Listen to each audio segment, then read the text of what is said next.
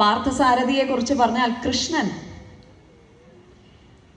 ശരിക്കും ഒരു വികാരമാണ്.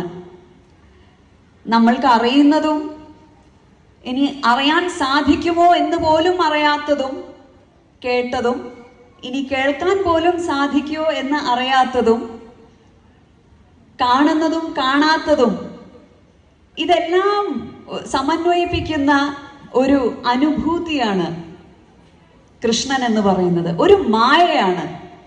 അങ്ങനെ ആലോചിക്കുമ്പം എന്താണ്, എങ്ങനെ വർണ്ണിക്കണം എന്ന് പോലും ഒരു നിശ്ചയവുമില്ല. എന്നാൽ കൺപീലികൾ അടച്ച് ആ മയിൽപീലി കണ്ട്,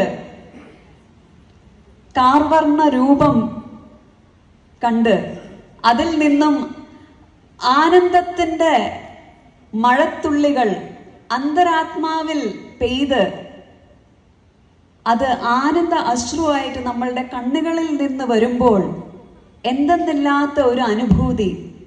ഇതെല്ലാം അറിയും, വാക്കുകളിൽ ഒരുപക്ഷെ നമുക്ക് പറയാൻ സാധിക്കില്ല. എന്നാൽ ഇത്ര കൃത്യതയോടുകൂടി അനുഭവിക്കപ്പെടുന്ന ഒരു അനുഭൂതി, അതാണ് കൃഷ്ണൻ.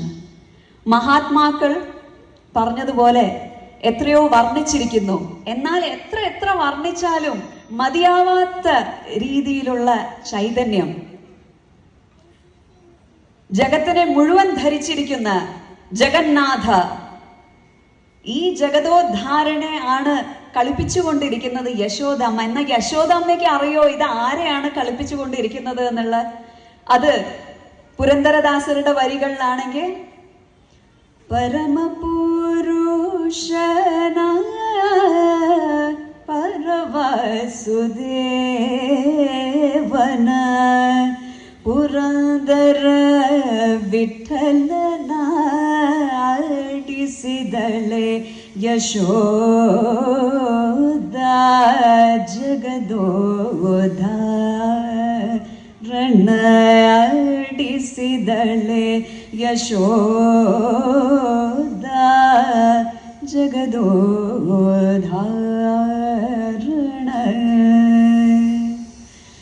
എന്നാൽ ആ ജഗദോദ്ധാരണ ഒരു സങ്കല്പമുണ്ട്.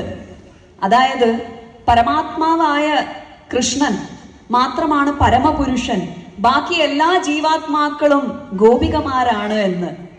അങ്ങനെ ഒരു ഗോപിക മീരാഭായ് ഭക്തിസാന്ദ്രമായി അലിഞ്ഞു ചേരുന്നു അതിൽ. എന്നിട്ട് എന്ത് പറഞ്ഞു?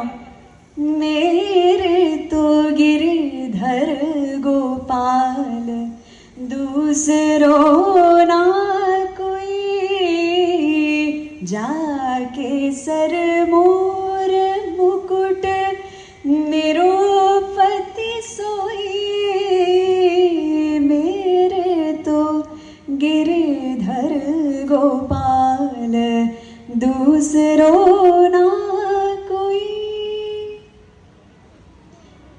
എന്നാൽ ആ ഗിരിധർ ഗോപാൽ മധുരാധിപനാവുന്നു വല്ലഭാചാര്യരുടെ വാണിയിൽ മധുരാഷ്ടകമായി.